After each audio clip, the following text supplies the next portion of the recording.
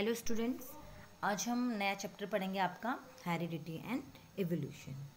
Okay, तो बच्चों जिसमें आप ये हेरिडिटी और ये जो एवोल्यूशन जो हम पढ़ते हैं, जिसमें स्टडी की जाती है वेरिएशन की, ठीक है, तो उसे कहा जाता है जेनेटिक्स। ओके, जैसे इसमें कहा भी गया है, the study of heredity and variation is known as genetic.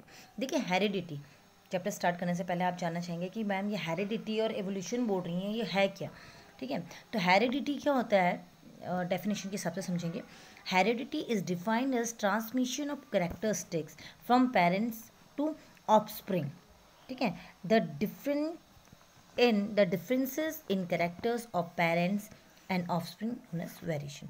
Heredity तो सबसे पहले ये होता है जो आपके पेरेंट्स से जो बच्चों में, ठीक है, जो आप में या हम में, जो हमारे पेरेंट्स से जो करेक्टर्स जो हम में ट्रांसफ़र हुए हैं, ओके, तो वो होते हैं हेरिडिटी। लाइक जैसे आपके पेरेंट्स के जो आपकी मम्मी के, माना बात सपोज करिए आपकी मम्मी के बाल कर्ली हैं, तो आपके बाल भी कर्ली हो गए। ठीक है, मम्मी का कलर स्किन टोन जो है वो घूरा है, ठीक है, पापा का थोड़ा डल है, और आप में किसका कलर आ रखा है, आप में जो मिक्स कलर आ रहा है या जो कलर जो आ रहा है, ठीक है, मदर की तरह, ठीक है, तो वो हेरिडिटी है। कि मतलब जो कैरेक्टर्स आपको अपने पेरेंट्स से जो मिले हैं वो आपके हेरिडिटी होते हैं। और डिफरेंस अगर कुछ कैरेक्टर्स में पेरेंट्स से जैसे कुछ डिफरेंस आ जाता है अलग से, मतलब आपके जैसे मम्मी पापा की जो आइज़ का जो कलर है, मम्मी की आइज़ का कलर ब्राउन है, पापा की आइज़ का कलर हल्का ब्लैक है, और आप में एक न्यू करेक्टर, मतलब जो आइज़ का जो कलर है वो एक अलग सा अगर आ गया, मतलब वैसा ब्लू कलर आ गया, तो वो वेरिएशन हो गया। ठीक है, तो ये वेरिएशन हो गया, मतलब इसको हिंदी में बोलते हैं विभिन्नता, मतलब आप डिफरेंट हो गए हो। ठीक है, जो कलर है बिल्कुल ऐसा फैमिली में था ही नहीं किसी का जैसा आपका वो आइस का कलर आ गया, तो ये वेरिएशंस होते हैं। ठीक है, वेरिएशन बोला जाता है जो डिफरेंस जो आता है। तो ये छोटे छोटे जो वेरिएशन जो आते हैं ना बच्चों, मतलब पहली जनरेशन में देखो कुछ थोड़ा वेरिएशन आया, मतलब वेरिएशन जो आता है वो जनरेशन टू जनरेशन आता है। ठीक है, पर वेरिएशन किस में आता है? आपका सेक्सुअल रिप्रोडक्शन में जो होते हैं ये वेरिएशन देखने को मिलती हैं। ठीक है, इस सेक्शन में बहुत कम और ना के बराबर जो वेरिएशन होता है। ठीक है, लेकिन सेक्सुअल रिप्रोडक्शन में क्या है, जो वेरिएशन जो आता है, जो मतलब जो अब देखिए आप लोग ना अपनी मम्मी की तरह बिल्कुल सेम हो, ना पापा की तरह सेम हो, आप उनसे अलग हो। अब फिर उसके बाद जो आप लोगों की जो नई जनरेशन आएगी वो आप वो भी क्या होंगे, आपकी मम्मी लोगों से बिल्कुल डिफरेंट होंगे दिखने के। ऐसे ऐसे ऐसे करके मतलब एक ऐसी जनरेशन आएगी जो बिल्कुल भी आपके जो पेरेंट्स थे उनसे बिल्कुल मिलते जुलते नहीं होंगे। तो ये क्या हुआ, ये इवोल्यूशन हो गया। मतलब वो बिल्कुल जो पहली जो जनरेशन थी उसकी तरह जो ये जो बिल्कुल आगे की 3-4 पीढ़ियाँ जो आ रही हैं वो बिल्कुल उनकी तरह है ही नहीं। ठीक है, तो ये हो गया क्या, एवोल्यूशन। ठीक है, तो ये एवोल्यूशन जो होता है वो 1-2 साल में ही नहीं दिखता बच्चों, वो दिखता है आपका बहुत टाइम बाद, क्योंकि चेंजेस जो होते हैं वो धीरे धीरे धीरे धीरे धीरे धीरे करके आते हैं, और फिर इससे क्या होता है, एक नया एवोल्यूशन हो जाता है। जैसे हम लोग थे पहले, हम क्या थे, आदि मानव थे। ठीक है, अब उनमें कुछ चेंजेस हुए। ठीक है, और आज देख लीजिए हम लोग कैसे हैं और वो लोग कैसे हैं। ओके, तो ये होता है इवोल्यूशन। ठीक है, तो अब है आपका इवोल्यूशन। इवोल्यूशन किसे कहते हैं? Evolution is a process of development of new type of living organism from an one by gradual changes. ठीक है, एवोल्यूशन कौन सी एवोल्यूशन जो प्रोसेस होता है उसमें क्या होता है, एक नई टाइप की लिविंग ऑर्गेनिज्म, मतलब एक बिल्कुल अलग टाइप का जो ऑर्गेनिज्म होगा वो बिल्कुल अलग दिखेगा, मतलब अपने जो पेरेंट्स थे उनकी तरह नहीं दिखाई देगा, जैसे मैंने आपको बताया। ठीक है, अब जैसे हम बोलते हैं कि क्या बोलते हैं कि जो जिराफ थे, ठीक है, वो कहा जाता है कि जो जिराफ थे पहले उनकी गर्दन क्या थी, छोटी छोटी थी। ठीक है, तो क्या हुआ कि हमारी अर्थ में धीरे धीरे करके जब जो खाना था उनका, घास थी, तो वो ख़त्म होती गई, तो फिर उन जिराफ ने क्या किया कि अपनी जो गर्दन थी वो उनको उठाने लगे पेट से खाने के लिए।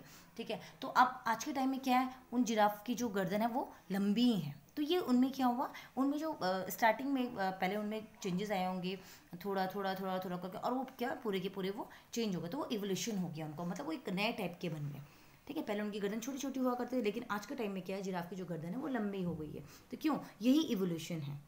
ओके, तो यही है आपका। अब है वेरिएशन ड्यूरिंग रिप्रोडक्शन। ठीक है, अब जो रिप्रोडक्शन के समय जो वेरिएशन आते हैं, ठीक है, तो वो कैसे होते हैं? देखो, एक सेक्सुअल रिप्रोडक्शन जो होता है उसमें जो वेरिएशन आता है वो कम होता है। आपने पढ़ा था, मैंने पढ़ाया था आप लोगों को सेक्सुअल जो रिप्रोडक्शन चैप्टर था उसमें, ठीक है। ए सेक्सुअल रिप्रोडक्शन में क्या होता है, वो जो न्यू जो ऑफस्प्रिंग आ रखी हैं वो बिल्कुल क्या है अपने पेरेंट्स की तरह सेम है, ठीक है। उनमें अगर चेंजेस आई भी होंगे तो बहुत कम होंगे, बिल्कुल पॉइंट के बराबर, 0.01 के बराबर, मतलब जो डिफरेंस आया होगा वो आया होगा। लेकिन वो भी एक टाइम ऐसा आएगा जब वो भी क्या होगा, चेंज दिखाएगा, लेकिन बहुत टाइम बाद। और जो सेक्सुअल रिप्रोडक्शन होता है उसमें वेरिएशन बहुत ज़्यादा होते हैं, ओके। हम भी देख लीजिए, हम लोग अपने मम्मी पापा के बिल्कुल एज सेम नहीं होते हैं, ठीक है। हम लोग में क्या होता है, बहुत ज़्यादा वेरिएशंस होते हैं, ओके। तो वेरिएशन किस में दिखता है, सेक्सुअल रिप्रोडक्शन में ज़्यादा होता है, जबकि इसमें कम होता है। अब देख लीजिए यहाँ पे ये एक डायग्राम में दिखाया गया है, ये एक पेरेंट हैं, ठीक है। उनसे ये देख लीजिए, इनसे 2 टाइप के ये बने जो बच्चे थे, ठीक है। तो अब देखिए जो ये दूसरे थे, इसके ये सर हैं, ये हाथ है, ये पैर है, ओके। अब देखिए जो पहली वाली जो जनरेशन थी, देखो वो जो फर्स्ट जनरेशन थी वो अपनी पेरेंट की तरह बिल्कुल भी नहीं है, ठीक है। उनका जो सर है वो ब्लैक है और जो टांग है वो रेड है, ठीक है। अब देखिए जो ये ब्लैक सर वाले थे उन्होंने क्या है, उनकी जो नई जनरेशन आई वो कैसी आई, अब देख लीजिए उनके जो सर है वो तो पेरेंट की तरह है, लेकिन जो दूसरी जो जनरेशन, जो उसी में जो दूसरा जो बच्चा बनाया है उसका वो अलग है। तो देख लीजिए ये क्या है, ये बिल्कुल अपने पेरेंट की तरह वो है ही नहीं, बिल्कुल वो क्या हो गया, उनमें अलग, मतलब जो है इवोल्यूशन हो गया उनमें डिफरेंट टाइप। अब आगे चलते हैं, ये इसमें मैंने थोड़ा सा आप लोगों को बता रखा है कि जो हाउ आर ट्रांसफर, जो वो होते हैं ट्रेड्स जो होते हैं, कैरेक्टर्स जो होते हैं वो कैसे ट्रांसफर्ड होते हैं। तो वो कौन ट्रांसफ़र करता है, वो जीन्स करते हैं। जीन्स कहाँ बनते हैं, तो ये देखिए ये एक सेल है, सेल में न्यूक्लियस होता है, न्यूक्लियस के अंदर क्रोमोसोम्स होते हैं, ठीक है। क्रोमोसोम डीएनए से बने होते हैं और डीएनए में क्या होते हैं, जीन्स होते हैं। और जो जीन्स होते हैं यही यूनिट ऑफ हेरिडिटी हैं, यही क्या करते हैं, जो माँ बाप के जो कैरेक्टर्स होते हैं वो बच्चों में ट्रांसफ़र करते हैं। रिस्पॉन्सिबल फॉर इनहेरिटेंस, मतलब कैरेक्टर्स को क्या, मतलब आगे पहुंचाने में जो काम कर रहे हैं वो जीन्स करते हैं। Different gene for different type, different trade, अलग अलग जीन्स अलग अलग जो कैरेक्टर्स हैं, ट्रेड्स हैं, उनके लिए रिस्पॉन्सिबल होते हैं, ओके। जैसे हाइट के जीन्स अलग होंगे, नोज़ के अलग हैं, okay. Gene work in pairs, और हमेशा ध्यान रखने का जो जीन्स जो होते हैं वो पेयर्स में काम करते हैं। अब जो मैं आगे आपको मेंडल के जो रूल्स बताऊंगी वहाँ पे आप लोगों को एक क्लियर हो जाएगा, ओके। अब है वेरिएशन, स्टार्टिंग में वैसे आप लोगों को वेरिएशन मैंने बता दिया, लेकिन फिर भी एक डेफिनेशन में सुन लीजिए। The differences in the characters और traits among the individual of a species are called variation.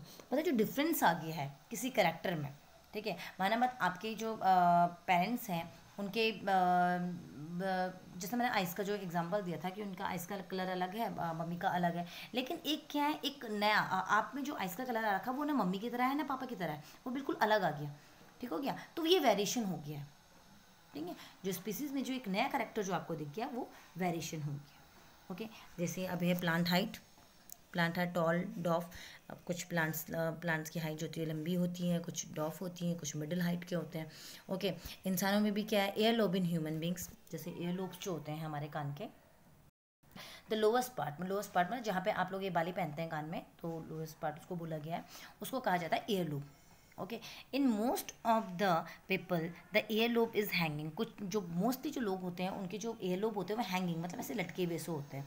इसको इस टाइप के जो ईयर लोब होते हैं उन्हें कहा जाता है फ्री ईयर लोब, ठीक है। और कुछ पीपल ऐसे होते हैं, कुछ लोग ऐसे होते हैं जिनके ईयर लोब जो होते हैं closely attach to the side of the head, मतलब वो क्या होते हैं, बिल्कुल चिपके हुए होते हैं उनके हेड से या उनके फेस से, तो इनको कहा जाता है अटैच्ड ईयर लोब। तो इस टाइप का ये जो एग्जाम्पल हैं ये दे रखे हैं कि ऐसे ऐसे जो वेरिएशन जो देखने को मिलते हैं हमारे उसमें, ओके। अब है आप लोगों का rules for the inheritance of traits, ठीक है। क्या रूल्स हैं इनहेरिटेंस, जो कैरेक्टर्स हैं वो उनको ट्रांसफ़र करने के लिए जो मतलब जो ट्रेड जो जा रहे हैं, मतलब जो कैरेक्टर जा रहे हैं एक जनरेशन से दूसरी जनरेशन में जो जा रहे हैं उसके लिए क्या रूल्स होने चाहिए। तो पहला जो है, सबसे पहले सुन लीजिए, पहला कैरेक्टर और ट्रेड्स बताया गया है कि क्या होते हैं। कैरेक्टर्स किसे कहा जाता है, are recognisable features of human being और any other organism are called characters. मतलब रिकॉग्नाइजेबल फीचर मतलब जिसको आप देख सकते हो, जो कैरेक्टर आप देख पा रहे हैं तो वो आपका कैरेक्ट उसमें आता है, उसको ह्यूमन बींग्स में जो फीचर्स जो रिकॉग्नाइज, जिसमें आप जिस पेज पे आप वो कर रहे हो, ठीक है। माना मतलब आँख है, आँख एक कैरेक्टर है, ठीक है। नोज़ है, नोज़ एक कैरेक्टर है, ओके तो ये है, तो जिसको रिकॉग्नाइज करना है आपने, तो वो आपका क्या है, करेक्टर्स है। और वेरियस फॉर्म ऑफ करेक्टर, अब कैरेक्टर के वेरियस फॉर्म, अब नोज हमने करेक्टर लिया था, अब इस नोज के फॉर्म, किसी की नोज मोटी है, किसी की नोज लंबी है, किसी की नोज मुड़ी हुई है, ठीक है। लाइक अब करेक्टर आइज आपका करेक्टर है, ठीक है। अब इसके वेरियस फॉर्म क्या है, किसी की आइज का कलर ब्राउन है, किसी की आइज का कलर रेड है, किसी की आइज का कलर ब्लू है, किसी की आइज का कलर ग्रीन है, ठीक है। तो वो ट्रेट होता है, कैरेक्टर आपका एक होता है, और जो आपके जो ये ट्रेट्स हैं ये अलग अलग होते हैं आपके। All the characters are control by gene, और जितने भी आपके जो करेक्टर्स होते हैं वो किसके कंट्रोल में होते हैं, वो जीन के करेक्टर्स में होते हैं।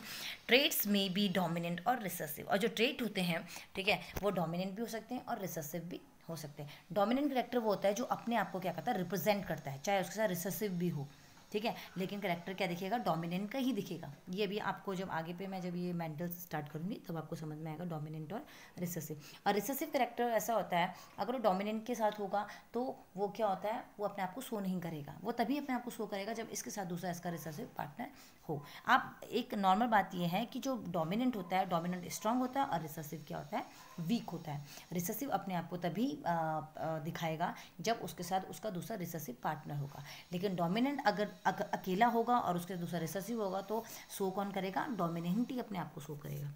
ओके, अब देख लीजिए कुछ जो ट्रेट हैं किस बेस पे हैं, हाइट पे हैं, जैसे किसी की लंबी हाइट है, किसी की छोटी हाइट है, ठीक है। कॉम्प्लेक्शन में है, शेप ऑफ, ठीक है, की हेयर की शेप किसी के कर्ली है, किसी के स्ट्रेट है, colour of, shape of nose है, ये अलग अलग ट्रेट्स हैं। तो इनहेरिटेंस की डेफिनेशन है, inheritance is the process by which by trait pass from one generation to the next. Inheritance वो प्रोसेस होती है जिसमें क्या हो रहा है, जो ट्रेट्स हैं, ठीक है, मतलब आइज का कलर हो गया, ये पास हो रहे हैं एक जनरेशन से दूसरे जनरेशन में। ओके, ये है। तो अब जो इसके बाद आपका आता है मेंडल, जो मेंडल का जो कंट्रीब्यूशन था, मेंडल थे जो कौन थे, मेंडल को फादर ऑफ जेनेटिक्स भी कहा जाता है। मेंडल का जो बर्न जो हुआ था, जन्म जो हुआ था 22 जुलाई 1822 में ऑस्ट्रिया में हुआ था, ठीक है। मेंडल ने जो अपनी जो एजुकेशन थी वो यूनिवर्सिटी ऑफ वीना से पूरी की थी। इन 1856 से 57 में उन्होंने क्या किया था, उन्होंने जो अपने एक्सपेरिमेंट थे हेरिडिटी के, किसमें, पी प्लांट में, जिसको पाइसम सताइवम बोला जाता है, ठीक है, उसमें किए थे।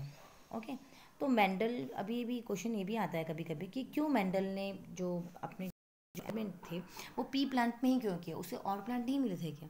तो उसने इसलिए किए थे क्योंकि सबसे पहला पॉइंट ये था कि availability of detectable contrasting trait of several character. क्योंकि जो पी प्लांट थे, एक पी प्लांट ही ऐसा था जिसमें क्या होता है कि एक प्लांट में आप बहुत सारे कैरेक्टर्स को देख सकते हो, ठीक है। जब कि कुछ प्लांट जो थे वो छोटे थे, कुछ बड़े थे, फ्लावर्स का कलर किसी का येलो था, किसी का वाइट था, जो पॉड का जो स्ट्रक्चर था किसी का फ्लैटेड था, किसी का जो था बिल्कुल पिचका हुआ था, ठीक है। और जो उसके सीड का जो शेप था, कोई राउंड थे, कोई रिंकल थे। तो एक जो पी का जो प्लांट था उसमें बहुत सारे कैरेक्टर्स मेंडल को देखने को मिले थे, इसलिए उसने वो प्लांट चुना था। दूसरा था short life span of the plant, जो उस प्लांट की जो लाइफ स्पैन थी वो भी बहुत शॉर्ट थी। अब माना बात अगर वो मैंगो की प्लांट करता तो मैंगो का प्लांट तो जब तक मैंगो देता तब तक तो पता नहीं कितना टाइम हो जाता, इसीलिए उसने क्या नहीं करा, और प्लांट्स को नहीं, पी प्लांट क्या था, शॉर्ट लाइफ थी उसकी, तो हम उसमें जल्दी से उसमें वो कैरेक्टर्स दिख सकते थे, ठीक है। Normally allows self fertilization but cross fertilization can also be carried out. मतलब इसमें क्या हो सकता नहीं था, जो पी प्लांट था उसमें ऐसा नहीं था कि हमें क्रॉस पॉलिनेशन नहीं करवाना है, ठीक है। इसमें सेल्फ फर्टिलाइजेशन भी हो सकता था आराम से, इसीलिए उसने क्या करा, इस प्लांट को चुना। तो sir large number of seed भी जो थे बहुत लार्ज नंबर में प्रोड्यूस होते थे, ठीक है। और मेंडल एक्सपेरिमेंट या Mendel conducted a series of experiment in which he cross the pollinated plant to study one character, ठीक है। तो मेंडल ने क्या करा था, एक सीरीज बनाई थी एक्सपेरिमेंट की, ठीक है, जिसमें वो क्या करता था कि पॉलिनेट जो होते थे, ठीक है, उनको आपस में क्या कराता था, क्रॉस करा सकते थे वो, और वो क्या नई जो उनकी स्टडी के लिए मतलब उसने क्या करा था कि एक कैरेक्टर्स को लेके, जैसे टॉल प्लांट थे, हाँ, एक कैरेक्टर उसने एक ले रखा है, हाइट है, तो एक टॉल हो गया, एक डॉफ हो गया, तो उसके हिसाब से उसने क्या किया था, एक्सपेरिमेंट किया था। और जो सीरीज़ थी एक्सपेरिमेंट की वो उसके पास बहुत सारी थी, तो देख लीजिए क्या क्या थे, से लेंथ थी प्लांट की, ठीक है, फ्लावर की पोजीशन थी, shape of pot, colour of pot, shape of sheen, colour of cotyledon and colour of flower. तो ये सारे के सारे इतने सारे जो मेंडल ने जो अपनी स्टडी के लिए जो पी प्लांट में जो ट्रेड्स देखे थे वो सारे के सारे ये थे। तो अब जो नेक्स्ट वीडियो आएगी बच्चों, मैं उसमें आप लोगों को मेंडल के जो लॉज हैं उनको बताऊँगी, ठीक है। चलिए आज के लिए इतना काफ़ी है। Thank you.